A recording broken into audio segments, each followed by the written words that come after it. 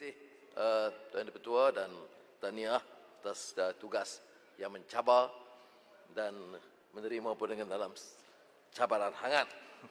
Saya bangun untuk menyampaikan ucapan junjung kasih terhadap titah Bawah Dunia Yang Maha Mulia Seri Paduka Baginda Yang di-Pertuan Agong. Walaupun sesi tertangguh, tetapi kita punya kesempatan untuk meneliti titah Diraja yang memberi beberapa gesaan termasuk reformasi parlimen.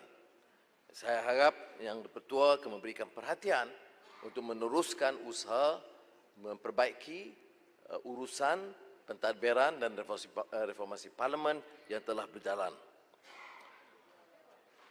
Kita mendengar selain bertitah ucapan-ucapan Pontian dan sebentar tadi Pasir Mas dengan teliti dan umumnya mengakui bahawa keadaan ekonomi sekarang mencabar.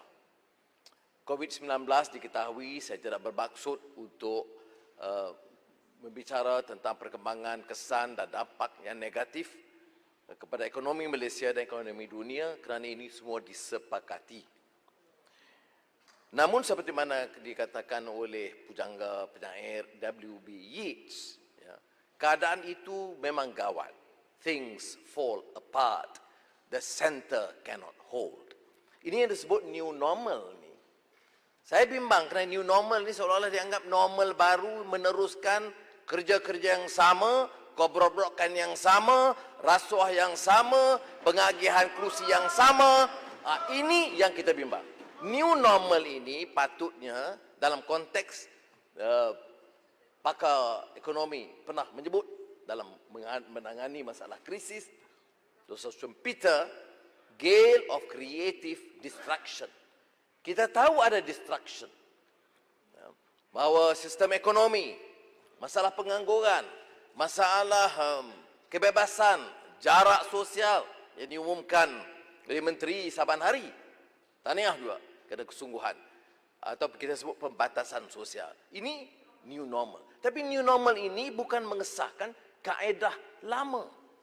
Ia gale of creative destruction ini dengan izin menurut Schumpeter, process of industrial mutation that incessantly revolutionizes the economic structure from within, incessantly destroying the old one, incessantly creating a new one.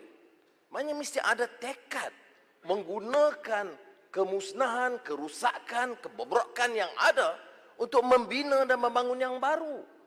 Kerana kita tahu kerusakan ini bukan berpunca dan bermula dari COVID-19. Rasuah menular menjadi sistem yang sistemik dan hampir budaya yang sukar ditangani, melainkan kita create yang sebut incessantly dengan kesungguhan, dengan komitmen suatu budaya yang baru. Ini maknanya meninggalkan. Kalau kita bincang dalam mukadimah ini, kita bicara soal ekonomi, maka apa yang disebut parasitic corporate activities, dikelilingi oleh kroni, memperkayakan keluarga dan kawan-kawan yang menganggur. Kata Perdana Menteri semalam 650,000, tapi kenyataan Jabatan Statistik atau perangkaan yang disiarkan, diulang, ditegaskan tadi sudah mencacah 860,000. Jadi saya nak sihat Perdana Menteri, kalau beri keterangan di Parlimen patut guna yang mutakhir lah. Ya. Ini penting. Ya. Kerana jarak 200,000 dalam satu hari itu besar sangat. Dan angka ini disebut, dan ini angka yang saya peroleh sejak minggu yang lalu, bukan baru. Ya. Dalam keadaan pengangguran begitu meluas, orang nak makan pun susah. Usaha-usaha package rangsangan membantu, saya akui, yang dilakukan oleh kerajaan. Jabatan-jabatan kerajaan, NGO dengan usaha gigih mereka ahli-ahli parlimen, ahli Dewan Undangan Negeri berikhtiar menyampaikan makanan. Tetapi pimpinan negara dalam incessantly creating new era ini adalah usaha gigih menambah jumlah menteri dan menambah jawatan GLC. Saya ingin mengingatkan, ini saya faham yang dapat jawatan banyak kawan-kawan saya dan saya tahniah dalam jawatan. Tetapi saya kena ingat, orang menganggur mencecah kalau dijangka unjuran akhir tahun mungkin 1 juta. Tapi kita tumpu perhatian untuk mengagihkan kekayaan. Sebab itu dalam meneliti ucapan dan banyak pandangan-pandangan yang saya setuju dan akor dari Pontian dan Pasir Mas. Tapi ada juga percobaan untuk seolah-olah mengesahkan yang lama. Dibangkitkan umpamanya, bukan nak betulkan kepinjangan yang lalu. Umpamanya, dikaitkan tentang mempertahankan kerusakan, salah guna kuasa, tabung haji umpamanya. Yang diketahui. Saya tahu kalau tidak pun di kalangan pimpinan UMNO, pimpinan PAS, ramai yang setuju dengan saya. Kerana ini pandangan yang lama yang disuarakan. Tabung haji, ya setuju. Wajar diberi disiasat dengan telus.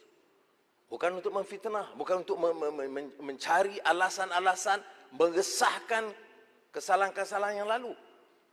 Jadi saya harap Menteri Agama akan menggunakan ruang dalam menjawab nanti, insya-Allah. Berikan pandangan yang benar. Apa yang berlaku, kecurangan yang berlaku, kerana ini adalah badan amanah umat Islam, amanah orang Melayu. Kalau ini pernah berlaku dalam tabung haji, bayangkan bagaimana kita nak incessantly creating a new age, a new era dengan mempertahankan keborokan yang lama.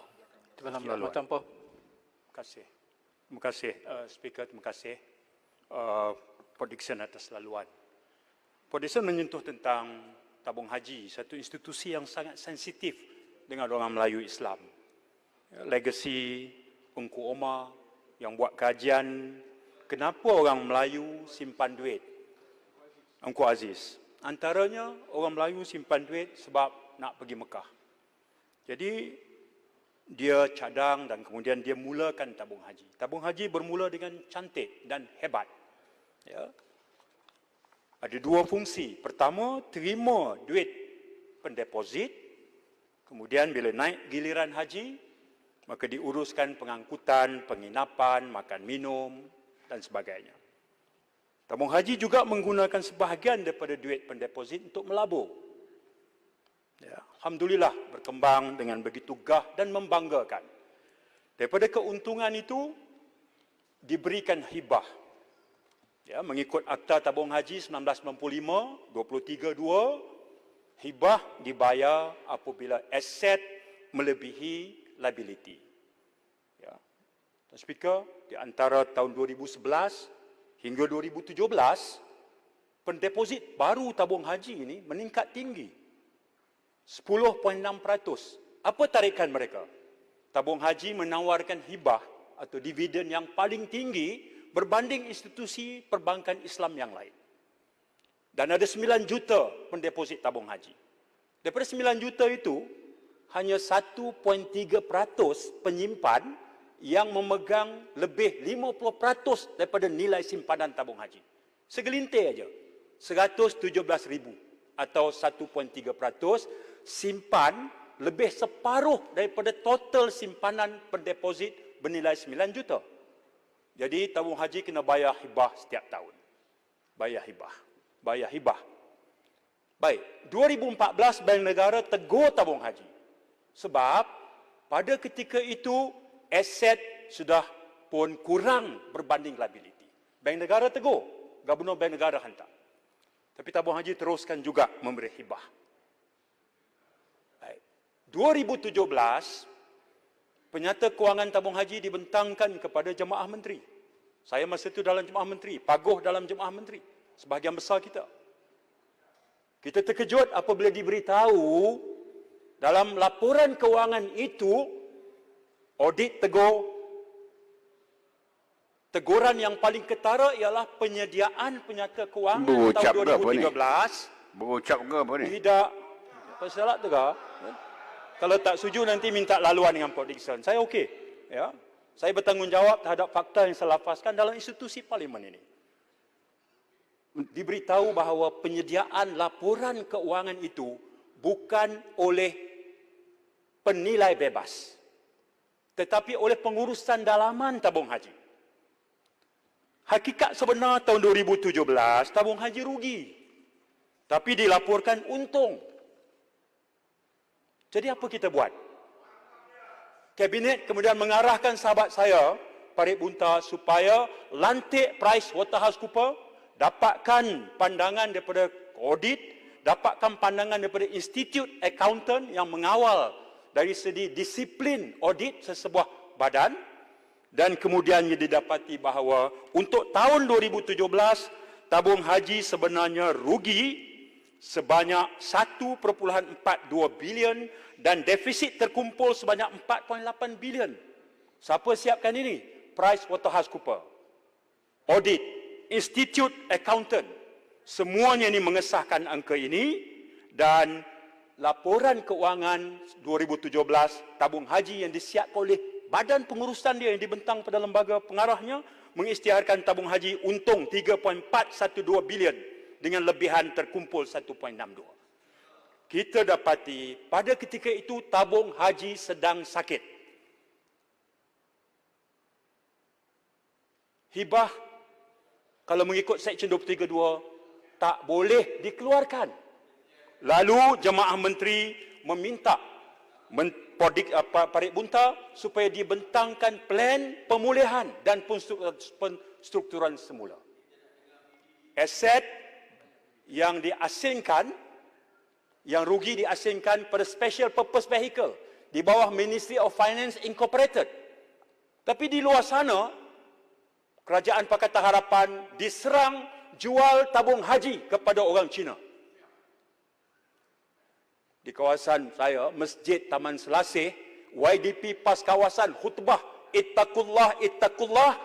Tajuk khutbah dia minggu itu ialah Kerajaan Pakatan Harapan jual tabung haji kepada orang Cina. Captured crowd dalam masjid, apa kita boleh cakap? Baik. Apa kita buat? Kerajaan Pakatan Harapan kemudiannya setelah meneliti, mencadangkan penyelesaian. Penyelesaiannya adalah tahun itu, kerajaan suntik 500 juta ringgit, dan mulai tahun 2021 onward selama 10 tahun, kerajaan suntik 1.73 bilion. Menjadikan 17.3 campur 500 juta. Hampir 18 bilion ringgit tindakan Kerajaan Pakatan Harapan menyelamatkan tabung haji akibat penyelewengan daripada pemerintah terdahulu. Saya sebut ini dan saya akan sebut dalam perbahasan saya. Saya akan juga berinteraksi dengan sahabat saya Menteri Agama yang sekarang ini dapat mengesahkan jawapannya semalam kepada soalan Parit Bunta. Tabung haji tidak dijual kepada bukan Islam. Alhamdulillah. Jadi Tabung haji tak dijual. dalam perkara tata kelola ini, dalam perkara Aset tata kelola dijual. ini, ya, saya percaya senada saya dengan Port Dickson, perkara tentang urus kendali, good practice of good governance dalam institusi sensitif orang Melayu telah terbukti bahawa 22 bulan kita telah membuat keputusan politik memberi suntikan dana sebesar 18 bilion untuk menyelamatkan tabung haji. Port Dickson tak ada dalam kabinet, tapi lama dalam kabinet sebelum itu tentu dapat memberi komen. Terima kasih. Port Dickson, mohon sikit laluan dari Parit Bunta. Nanti sebelum Pak Buta saya nak Lepas tu baling for ambil example. maklum kena jawapan Menteri Agama semalam yang membantu dalam wacana ini. Keduanya saya ucap terima kasih kepada Kuliah Bandar Baru kerana memberikan pencerahan. Kita gunakan parlimen ini memberikan fakta. Pengalaman saya di Kementerian Kewangan, SPV ini bukan penyerahan kepada Kementerian Kewangan. Ini hanya suatu jalur untuk menyelamatkan beberapa keadaan. Maka dibentuk SPV, Special Purpose Vehicle, bukan milik Menteri Kewangan seperti mana yang didakwa. Tarik Bunta. Minta dengan izin. Dengan izin, terima kasih kepada Pak Dison, terima kasih Tuan Speaker. Saya ingin menambah sedikit untuk pengetahuan Dewan bahawa isu yang dibangkitkan itu bukan sahaja disebabkan kerana 10 bilion sebenarnya bila kami ambil alih pada Mei, Jun 2018, defisit sudah membengkak kepada 10 bilion. Kenapa? Yang ini penting sebab ini soal integriti yang Pak Dison sentuh. Bukan sahaja aset semakin berkurangan dan ini amat membahaya. Ya, untuk kawan-kawan yang menuduh berbagai-bagai tuduhan tu, masuk pengurusi ini ada di sini, pengurusi tabung haji ada di sini. Bahawa sejak tahun 2014 Governor Bank Negara telah memberi amaran. Dan kita sewaktu itu sebagai pembangkang Tuan Speaker telah pun melahirkan kebimbangan ini. Ya. Cuma waktu itu kita bukan kerajaan. Tapi bila kita ambil alih seperti yang disebut, PricewaterhouseCoopers, begitu juga dengan Jabatan Audit Negara, saya ingin tambah satu lagi. Dalam emphasis of matter, mereka menyatakan bukan sahaja isu aset berbahaya sekarang, tetapi nilai aset itu tidak dibuat nilai rosot yang sebenarnya. Sebab itu bila saya ambil alih, defisit sudah jadi 10 bilion, bukan lagi 4.1 bilion, Tuan Speaker. Makna dua kesalahan besar dari sudut integriti dalam tabung haji yang dulu tidak mereka tumpukan, iaitu ketika diberi amaran aset lebih rendah yang menyebabkan hibah tidak boleh dibayar, tapi mereka terus membayar dan ini menyalahi akta yang sepatutnya pengurusi tabung haji mempertahankan akta tabung haji ini. Tapi oleh kerana nak bagi juga hibah, maka mereka pun buatlah akaun cantik-cantik tak ikut nilai rosot yang sebenar, menyebabkan jikalau berterusan, Tuan Speaker, dalam Dewan ini saya menyatakan mungkin tabung haji akan tutup kedai kalau tidak ada Pakatan Harapan menyelamatkan tabung haji. Tapi malangnya, Pak Dison, saya minta supaya dimasukkan dalam ucapan, iaitu kita kena tanya kepada komitmen kerajaan sekarang. Kalau dulu Pakatan Harapan 17.8 bilion kita komitmen. Setiap bajet baru ini 500 juta. Tahun-tahun seterusnya sampai 2030 kita tetapkan bajet 1.7 bilion untuk selamatkan tabung haji. Minta Tuan Port Dickson bertanya kepada menteri yang ada hari ini, adakah Kerajaan Perikatan Nasional ada komitmen berterusan untuk menyelamatkan tabung haji ini? Terima kasih. Pak Dickson, baling tak sikit kecelahan. Oleh kerana perkara ini dibangkitkan dan saya bagi dengan izin Yang Dipertua kepada Baling untuk menutup kes ini dan supaya saya boleh sambung. Terima kasih. Mauduk lain. Terima kasih. Saya hormat Yang Mohd Pak Dickson. Saya pun tak nak panjang lebar. Sebenarnya kita tahu tabung haji ini diwujudkan dalam Dewan Yang Mulia ini. Ya, dalam tabung haji, sebab itulah dia tidak di bawah Bank Negara. Walau bagaimanapun, bila Bank Negara telah mengusulkan satu surat kepada saya sendiri minta temu janji dengan Governor 2 tahun saya tak dapat jumpa. Untuk makluman, dan tak apa, saya nak minta Yang Berhormat Pak Dickson untuk usulkan juga dalam ucapan pada hari ini. Kami belah sini 2 tahun, 23 bulan yang lalu, kita minta, kita pohon kerajaan Pakatan Harapan waktu itu di bawah kepimpinan Menteri yang bijaksana untuk wujudkan RCI, siasat 100%. Sampai sekarang tak buat. Tanya Perdana Menteri yang sekarang ni, adakah RCI nak diwujudkan? Lebih telus lagi untuk kita dapat jawapan yang tepat. Terima kasih. Saya tak berhalangan. Perdana Menteri sekarang, Menteri Dalam Negeri dulu, dia ramai kabinet setengah ada di belah sana, hampir setengah, mungkin 1/3. Jadi itu pertimbangan kerajaan. Kalau nampaknya ada pertikaian, Menteri Agama akan teliti dan sekiranya tidak ada yang mempertikai, mempersoal kebenaran kenyataan tentang suntikan yang terpaksa dibuat oleh Kerajaan Pakatan Harapan begitu, maka boleh dibuat satu siasatan yang bebas. Dan ini mungkin akan meleraikan keadaan kerana ini menimbulkan begitu hangat perbincangan dan juga kebimbangan. Dan saya rasa satu bebanan kepada rakyat, terutama yang berikhtiar dan ikhlas untuk menabung untuk menunaikan fardu haji. Jadi untuk menjawab, saya secara pribadi tidak ada halangan, malah saya boleh minta Perdana Menteri untuk memberikan pertimbangan. Tetapi yang penting bukan siasat, yang penting ialah tindakan tegas untuk membetulkan dan menghukum orang-orang yang menyalahgunakan kuasa. Morrison, kapah.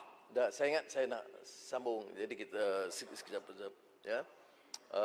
Kemudian saya nak juga tersentuh di sini. Ya. Kita dengar dua ucapan, terutama ucapan dari Pontian. Agak menarik, kerana serangan kepada Pakatan Harapan itu kuat dan tinggi. Saya ucap terima kasih kerana dia tegas. Saya nasib baik tak terlibat dalam kerajaan Pakatan Harapan. Tetapi saya nak ingatkan saudara Yang Muhammad Pontian, yang dia serang itu Perdana Menteri sekarang. Dan Perdana Menteri sekarang itu orang kuat dalam Pakatan Harapan. Yang dia serang itu adalah sebahagian besar menteri-menteri Pakatan Harapan.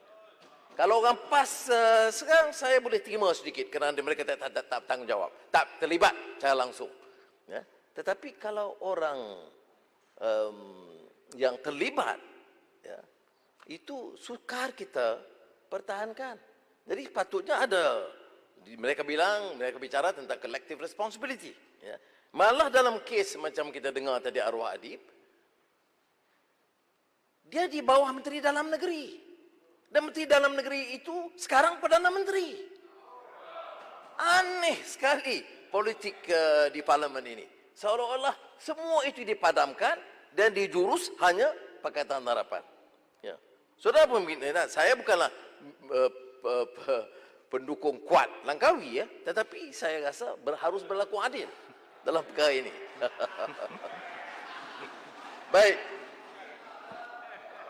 Correction boleh? Okey. Ni Kena ulang lagi, Tan Sri. Saya. Okey, terima kasih. Boleh. Silakan Wabi. Ni nak dapat penjelasan yang pasal kes Adib ni. Betul lah. Menterinya masa itu Perdana Menteri sekarang, Menteri KDN.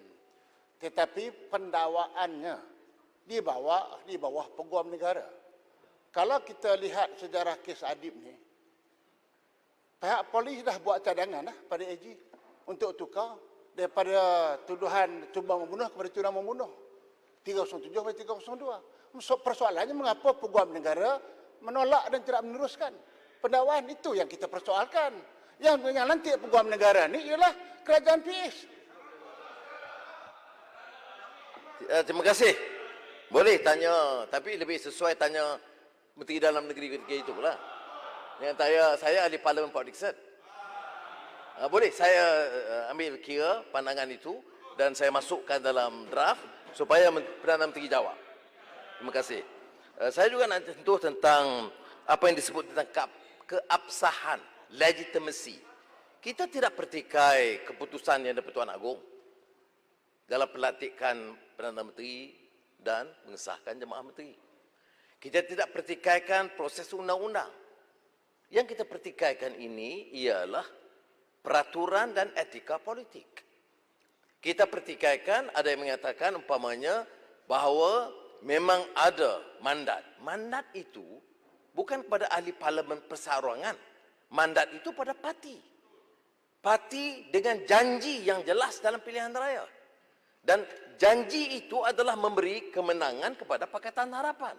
Dan ini tidak boleh dipertikaikan. Soal yang berlalu dengan dapat dukungan majoriti ahli parlimen, saya tidak pertikai. Soal pengkhianatan, kita tak pertikai. Memang benar pengkhianat. 3 hari sebelum tu depan saya bertepuk meja, berpekik terlolong nak pertahankan Langkawi mati-matian sampai habis penggal. 3 hari lepas itu lompat macam kata. Jadi itu yang kita sebut soal pengkhianatan. Ya. Jadi yang lain yang tak bersangkutan janganlah marah sangat. kita ada hukum khusus BM ni. Dan saya percaya Tunjung Karam pun setuju kerana dia pun faham tentang masalah ini. Baik, saya nak sambung Boleh, penjelasan. Position. Masa yang singkat ni. Boleh sikit je. Dah, saya terus. Boleh, nak minta penjelasan Saya tak sikit. mau, Boleh. Yang Datuk-Tua, Maaf. saya tak mau soal legitimacy. Saya ada pendirian yang dan- jelas, sudah disuarakan, sudah didebatkan, waktu parlimen panjang dibahaskan bab ini, saya- pertelagahan dan- juga panjang, jadi saya nak terus tentang Dan satu je Position. Baik. Masa kita menghadap Agung, Ini soal- mengapa jadi Esok 3 masa. calon Perdana Menteri? Esok saya Masa bagi, kita esok. menghadap Agung, Esok. semua ahli parlimen menghadap Agung, mengapa yang ada 2 calon Perdana Menteri daripada sebelah sana? Baik. Siapa je pengkhianat siapa ni? Baik. Periksa khidmat khianat Langkawi kan Langkawi khidmat apa khianat kepada Speaker, Pak Disan tak Laporan bagi mesyuarat 37. Pak Disan tak bagi jalan. Duduklah. Kalau Tak bagi jalan. kalau Boleh kalau duduk. ikhlas, Tak bagi jalan dah. Tanjung Karang boleh duduk. Kalau ikhlas calon 1 Perdana Menteri sudahlah. Duduklah. Tak speaker. Tak faham speaker. Tak faham peraturan ke? Tak jadi kerajaan. Tak faham peraturan ke? Okey, terima kasih. Buat Saya berita nak sekarang. tanya, kita semua terlibat. Dipanggil menghadap, dia pergi menghadap Yang di-Pertuan Agong. Pada masa itu, masing-masing ahli parlimen diberi kebebasan. Nak calon siapa jadi Perdana Menteri. Persoalan saya, kami terus terang, kami dengan MN, saya sendiri tulis bubar parlimen. Tetapi yang sebelah sana, mengapa ada yang calon prediction, mengapa ada yang calon Langkawi? Kalau campur undi yang calon Langkawi dengan calon prediction, tentu kami tak jadi kerajaan. Masalahnya antara Pakatan Harapan tu pun ada mengkhianati antara satu sama lain. Setuju ke tidak? Setuju. Baik, saya tak persoal itu. Saya tidak proses. Saya sebut secara spesifik orang yang khianat kami. Yang saudara nak rasa pasal apa? Saya tak biar jelas yang itu ya. Jadi saya nak tumpu sekarang nak kan sebab Yang saya bagi Muhammad contoh. satu je. Saya bagi Sikit je Muhammad, sikit je. Apa pun yang Muhammad hujah, kami tahu. Adakah yang Muhammad setuju ini semua angkara yang Muhammad Langkawi? Itu je saya pun daripada yang Muhammad sebagai gentleman. Sebab hari ni semua ni tepuk meja sokong yang Muhammad. Tapi bila waktu dan ketikanya yang diperlukan, mereka loncat. Jadi apa pandangan yang Ni Muhammad? baling nakal ni. Saya mau lihat ke depan. Mau maju sebagai satu pasukan Sama, kami pun mau tengok ke depan. dan Bila bawa yang cepat. perubahan di negara ini. Jawapan selamat Jangan tu. gaduh soal sejarah ini sejarah. Saya ni sejarah penuh derita puluhan tahun. Dia tak payah bincang. Tak ada orang di Malaysia ini yang lalui begitu. Jadi sabar je lah. Yang Muhammad Syalam. Soal ekonomi Yang nanti Muhammad saya nak, Syalam. kalau boleh besok sambung. Sebab saya nak manfaatkan waktu ini akhir tentang soal ekonomi. Mengapa saya nak ulas Perdana Menteri, mengapa sidang parlimen itu penting. Perdana Menteri menyebut, kita mesti segerakan. Jangan tunggu nak bahas atau debat. Saya setuju.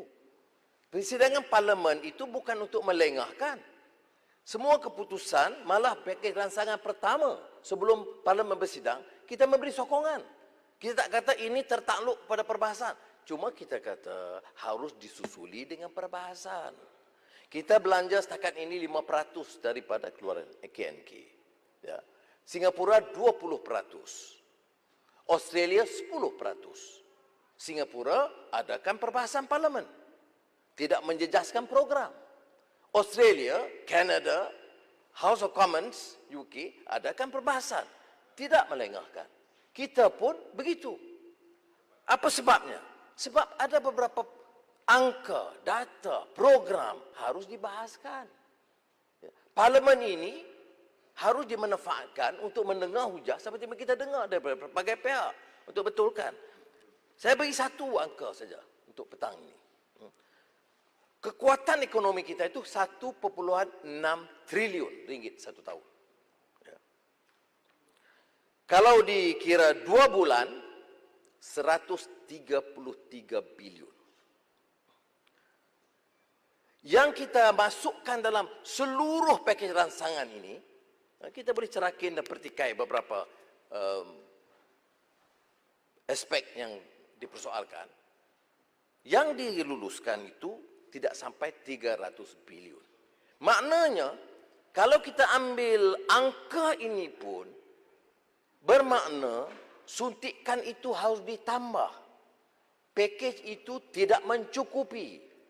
Paling maksima boleh mampu bertahan ekonomi 3 bulan. Maka kita usulkan supaya suntikan dana untuk merangsang semula ekonomi dan juga social safety nets itu ditambah. Jadi bukan kita menentang. Selama ini pun beberapa kenyataan awal kami dan saya sendiri menyokong inisiatif yang dibuat, yang diumumkan oleh Perdana Menteri. Tetapi kita kata, berilah ruang untuk kita bahas. Oh, jawab, tidak perlu kerana ini akan mempersulitkan pelaksanaan. Pelaksanaan teruskan. Tetapi perbahasan itu perlu kerana dalam angka yang pertama saja sebut. Unjuran kemelesetan paling akhir, Bloomberg dan Boston Consulting Group, semua menunjukkan bahawa keadaan tidak positif. Unjuran awal Menteri Keuangan meleset. Beliau lah satu-satu Menteri Keuangan dunia yang rasa V-shaped growth itu akan berlaku. Tak apalah. Kerana mungkin pengalaman, mungkin nak berikan gambaran yang positif, tak apa. Tetapi sekarang beliau mengaku keadaan lebih rumit. Sebab itu perbahasan itu penting di Parlimen. Perdana Menteri bagi jaminan dan saya sambut baik bahawa pada sesi ini juga akan dibentangkan supaya boleh dibahaskan. Jadi kita sekarang dah bahas titah diraja yang agak terlambat berbulan-bulan. Belum lagi kesempatan bahas pakej rangsangan baru yang mahu diberikan dengan suntikan tambahan. Unjuran ekonomi negara kita tenang. Saya tidak mau berikan satu gambar yang negatif. Dalam bidang ekonomi dan pembangunan, kita harus realistik. Ya. Kerana ini masalah bersama. Ini bukan masalah parti, bukan masalah kerajaan atau pembangkang. Unjuran pengangguran yang disebut oleh Perdana Menteri semalam itu 200,000 tersasar. Unjuran sebenar dianggap lebih tinggi.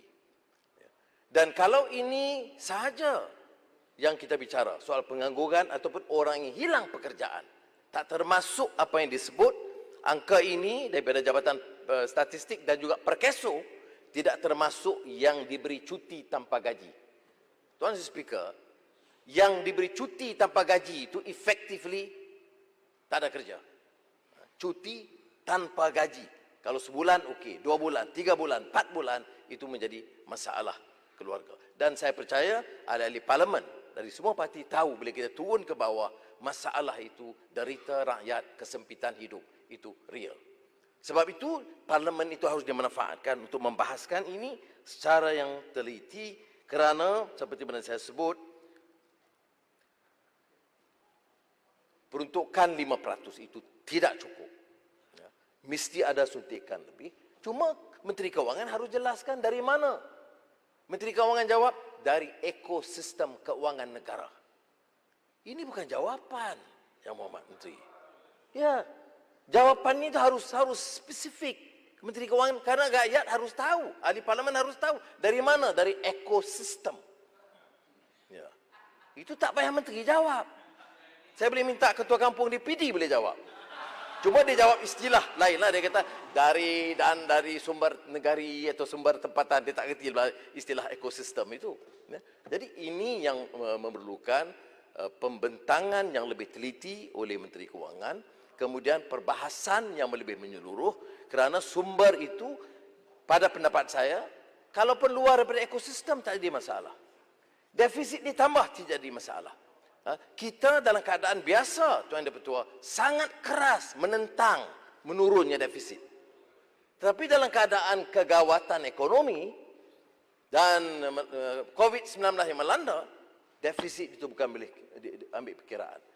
Kehidupan rakyat, kemiskinan, makanan mereka, keperluan kesihatan mereka, pendidikan mereka itu harus utama daripada defisit. Kemudian kita nak tahu cerakit, dia bantu siapa? Siapa yang dapat bantuan ini? Siapa yang dapat paling banyak pengaruh? Kayaknya kita ada pengalaman negara kita ini. Selalunya bila dibantu korporat besar-besar dulu. Jadi peringkat awal umum pengumuman Perdana Menteri, saya sambut. Sebab diberikan perhatian kepada golongan berpendapatan rendah atau yang menganggur. Tetapi bila datang ke peringkat kemudian ini, nampaknya perbincangan-perbincangan itu telah menjurus kepada kelompok yang maha kaya. Saya tidak bersetuju.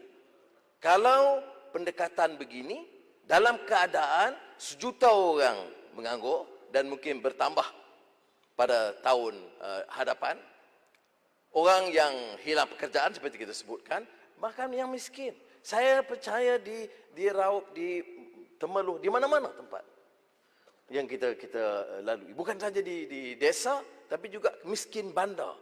Itu menghadapi masalah yang lebih besar yang saya akan sentuh soal kemiskinan secara besar, tapi menunjukkan bahawa kita yang turun ke bawah dan ikut peraturan pembatasan atau jarak sosial ini, yang juga problem bila kita turun ke kampung, kita akan menyedari bahawa masalah itu real. Masalah yang ada, yang bertambah dengan kepinjangan COVID-19. Jadi saya